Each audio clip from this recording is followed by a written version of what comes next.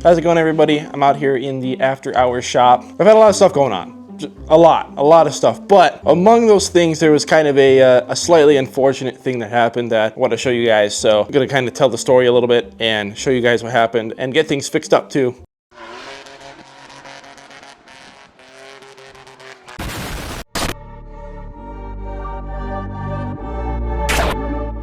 Give or take about 2 weeks ago, I had my first little, I guess you might say accident. It's definitely an accident. I'm 26 and a half years old, and I've never had any issues. I've been driving for literally over 10 years legally on the road. I've never had something like this happen, and it was very scary and kind of eye-opening in a way. I would say that it was partly my own fault, partly, you know, environmental factors, but we'll get into that. So let me paint a picture for you.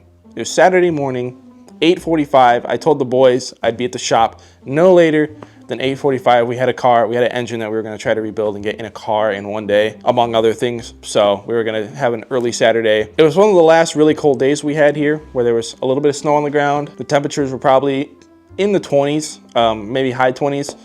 And it was pretty cold. But I'm flying down to the shop. I'm looking at my time, and it's a couple minutes late. And I'm like, oh, the boys are going to pick on me if I'm late. Near the shop, there's this curve in the road, and then it goes down a pretty steep hill. The shop's kind of on a hill. So I come up on this curve at, honestly, a pretty normal speed. I wasn't like doing anything too crazy, because obviously there was, you know, some white stuff on the ground. I could have been going slower. I came into this corner, and I turned, and I just went straight. There was no traction at all. It's a pretty tight corner. It's not a high speed zone. You're like in a residential area. I had no traction at all. It was pretty scary. I've never had a situation like that where it's just the impending doom. Quick breakdown of it. I turned, no traction at all. I keep cranking it. The car finally starts to rotate sideways. So I'm drifting sideways at this point, and I can see, like, it's in my mind, it replays in slow motion, but it was very quick.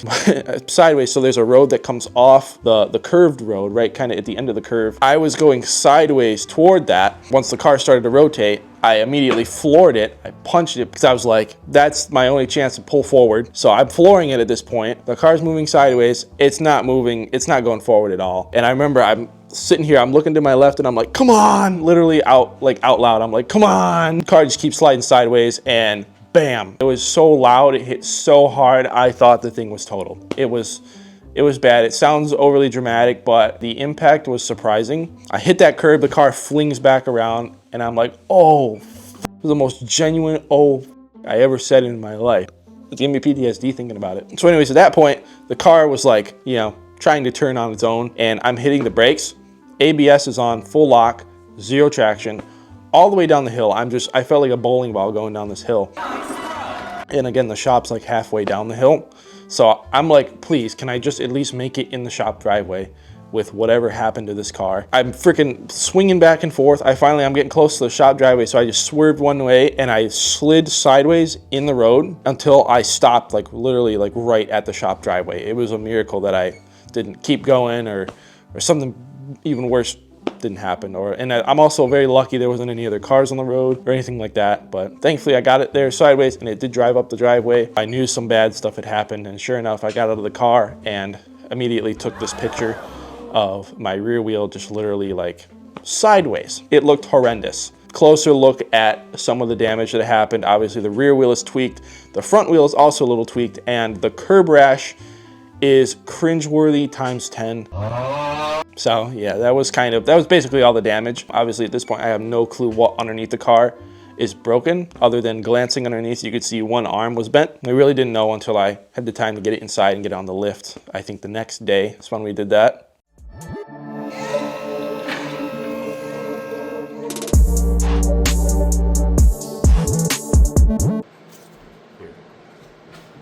Wow. Taking our first look on camera under here, you can see we just did this real fast to pull the car in and out. This is incriminating evidence on both of us. This arm completely snapped off when the curb was hit. This is I think they call it like a thrust arm. And then this guy right here, this is our lower arm. It has a plastic cover on it, so it's hard to see. I think you can see it better from back here, but see how that's like bent down?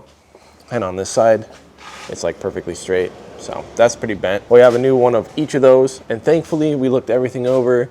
Subframe's okay, everything's straight. Nothing should be an issue. This tie rod here is gonna get replaced. It looks like it might be slightly bent upward. It's kind of hard to tell. It's kind of hard to see on camera. It doesn't take much to tweak the wheel a little. So got new inner tie rods because I wanted to replace those anyways. And obviously don't have to align everything, but we're gonna get started on it today and let's see how far we can get.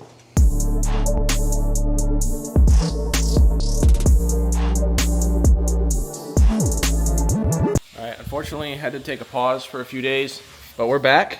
The reason being was, oh, don't look at that. The reason was I had actually ordered the wrong arm. This is my mistake, but we got the new one here, so we can go ahead and finish this up. 12 seconds later. Fast forward a little, we got this arm in here, and everything's torqued down back here, so we technically have a fully functioning, not bent rear suspension now. I'm popping this inner tie rod and boot off here to see what we're working with. I mainly have to replace this, although I have them for both sides. Oh yeah, this will be easy to remove. Alright, tie rod number 1.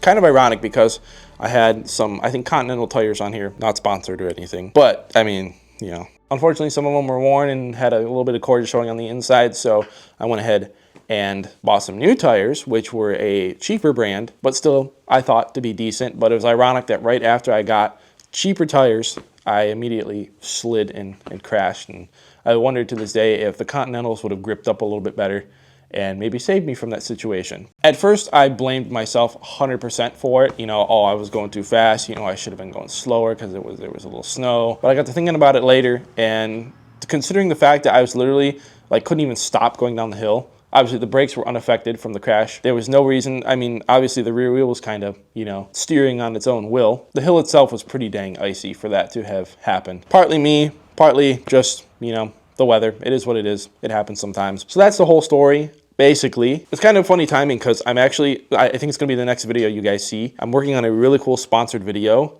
for a tool. I won't name any names, but it's basically an alignment tool that's really cool. It's revolutionary.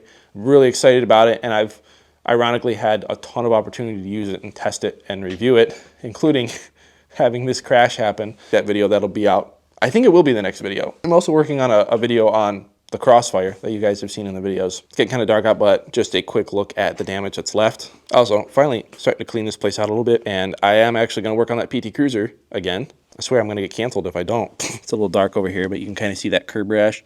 Obviously, the wheels are still a little beat up, unfortunately. This one is probably the worst, this big gouge. It took a little bit out of the rubber as well, unfortunately, but nothing too bad. I'm not sure if the wheel is bent at all. I have a slight vibration, so I feel like maybe it could just need to be rebalanced or something. I might still try to get some wheels for it just to fully eliminate that possibility. And also, I don't know if you can see it, I think there's still a little bit of toe that needs to be adjusted, but I need to give this thing a final alignment too, which I haven't done yet. So as of right now, that's not 100%, but you know, it's still been drivable. Obviously, I have it home. I've driven it some. And then this side is perfectly fine. She looks pretty good actually right now. A little bit of mud, but I really enjoy this car. Obviously, I drive it all the time. I put a ton of miles on it since I bought it, but I do think about selling it often. I have this thing where I'm like, you know, I'm gonna get the car fixed up first, and then I'll sell it. And then once I get it fixed up, I'm like, I don't want to sell it anymore. There's a couple other issues with this car that are bugging me. One, it does have an air suspension issue. Of course it does. These all had some sort of air suspension issue, but I'm pretty sure, I thought originally like one of the rear struts might be leaking or a line, but I'm pretty sure it might actually be the, I don't remember what it's called, like the distribution valve for the air. They were a common failure point, and I haven't found any leaks, so the codes it's throwing kind of point to that as well, so I might go ahead and just get one. Right now, obviously the car's sitting level, but sometimes it will kind of sit funny, or depending on whether I lock or unlock the car, like the rear will sink or do something weird. So other than that, I do have an issue. The rear battery seems to it's acting like the rear battery is just dead. I pulled the battery out and put it on a charger, checked it, load tested it, everything, and it passed perfectly. So, oh God, he scared me. I just got jump scared by him, dude. This is our cat. We've had this guy around for a while. Hey, buddy. He's usually an indoor kitty. Hey, come here. He's usually an indoor guy, but sometimes he, you know, he gets his freedom for a little bit. But anyways, I'm having some sort of weird charging issue. It's not the alternator. Alternator's strong. The battery in the front that starts the car is strong, but this rear battery's having issues. I wondered if it might be related to the air issue because like the pump keeps running. And I'm pretty sure there's got to be like a power wire or something that's corroded, or I don't know, something that's causing a charging issue. So I haven't taken the time to actually go in there and take a look at anything and actually do some diagnosing, but try to get these last few things fixed up on the car. And then I don't know what I'm going to do.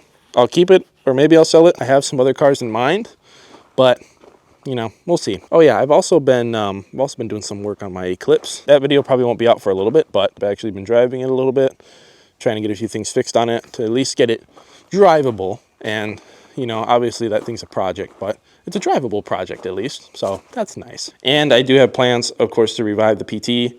I've literally had so many of you that are like, you know, frick the other cars, we want to see the PT, and I'm like, dang, bro, don't you want to see me?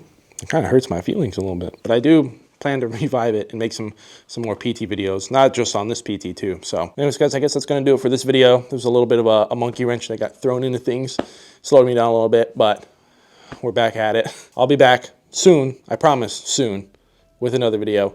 Until then, peace out, guys. I'll see you soon.